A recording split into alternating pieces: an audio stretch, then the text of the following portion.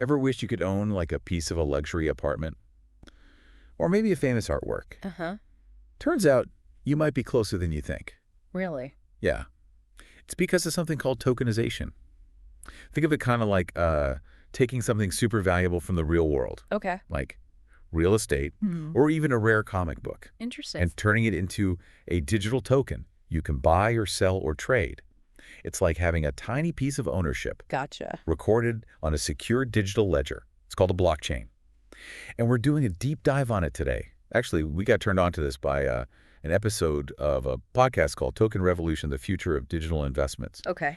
And they really kind of dove into how this could like change the way we invest, especially for, us regular people. Yeah, for sure. I think one of the things that really caught my attention that they kept mentioning was this idea of democratizing investment.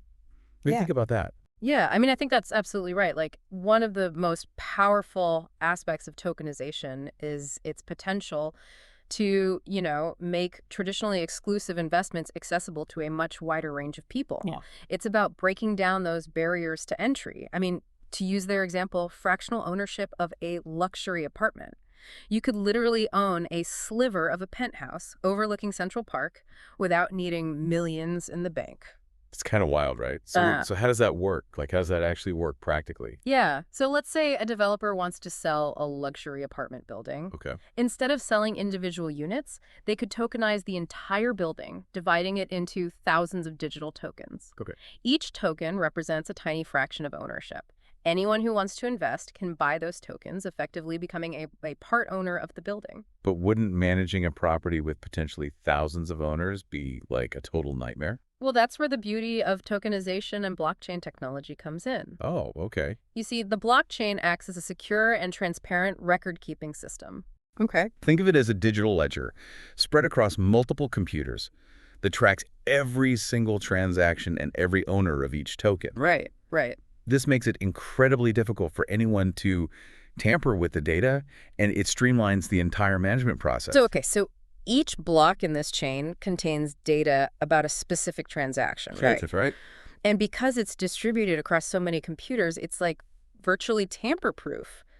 That's pretty ingenious. It is, and this same principle applies to all sorts of assets, not just real estate. Imagine tokenizing carbon credits to make fighting climate change more accessible, or even fractionalizing ownership of startups. The potential is vast. Okay, so we've been talking about real estate, but I know the podcast mentioned other applications too. What about, like, tokenizing something like art or intellectual property? Sure. How does that work, and what are some of the unique challenges and opportunities there? So the process is similar. Let's say you have a famous painting. You could tokenize it, creating digital tokens that represent fractions of ownership. These tokens could then be traded on specialized platforms. This makes investing in art more accessible and potentially more liquid. However, challenges remain, such as ensuring proper authentication and provenance of the underlying asset. Right. So how does tokenization actually make buying and selling assets easier?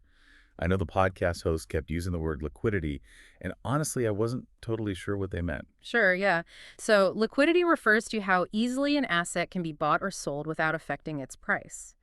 Traditionally, real estate has been notoriously illiquid. It takes time, paperwork, and a lot of middlemen to buy or sell property. Right. But with tokenization, you can potentially trade these property tokens instantly on digital marketplaces. Imagine being able to sell your share of that luxury apartment with a few clicks, just like you would trade stocks. Oh, okay. So it's about faster transactions. Got it. Yeah. But the podcast also really emphasized like this idea of transparency in tokenized markets. Yes. What do they mean by that? And like, why should we even care? Well, transparency in this context means that every transaction related to a tokenized asset is recorded on the blockchain and visible to everyone.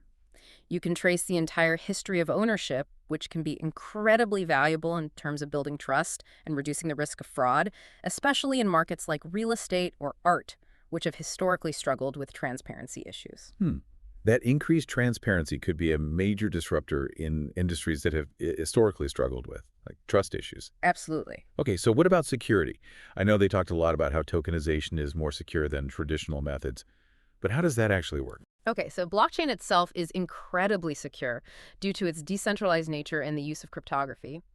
But on top of that, smart contracts play a crucial role in tokenized transactions. These are essentially self-executing contracts written into code They automate and enforce agreements, ensuring that transactions happen as agreed upon and minimizing the risk of human error or manipulation. For instance, a smart contract for a real estate token could automatically transfer ownership and funds once the buyer and seller agree on a price without the need for lawyers or escrow agents. So more accessible, more efficient, more transparent, and more secure. Sounds too good to be true, right? What's the catch? Well, that's the million-dollar question, right? While the potential is huge, it's important to remember that tokenization is still in its early stages. We need to think about the potential downsides and how traditional systems will adapt. How will regulators approach this new asset class? How do we prevent market manipulation and ensure consumer protection? These are questions we'll need to grapple with as this technology evolves. So for the average investor out there, are there any risks that they should be aware of? Volatility is a big one. Just like any investment, tokenized assets can fluctuate in value, and those fluctuations can be amplified in relatively new and less established markets. It's essential to do your research, understand the underlying asset, and be prepared for potential price swings. So it sounds like the takeaway here is tokenization has the potential to revolutionize how we think about owning and investing in assets. It could make investing more accessible, efficient, transparent, and secure. But like with any new technology, it's important to approach it with, a healthy dose of caution, awareness of the potential risks, and a critical eye. Exactly. And as we navigate this new frontier, it raises an interesting question for all of you listening. What would you tokenize? If you could easily invest in anything, from a piece of a rainforest to a share of a renewable energy project, what would you choose? Thanks for listening, everybody. Thanks.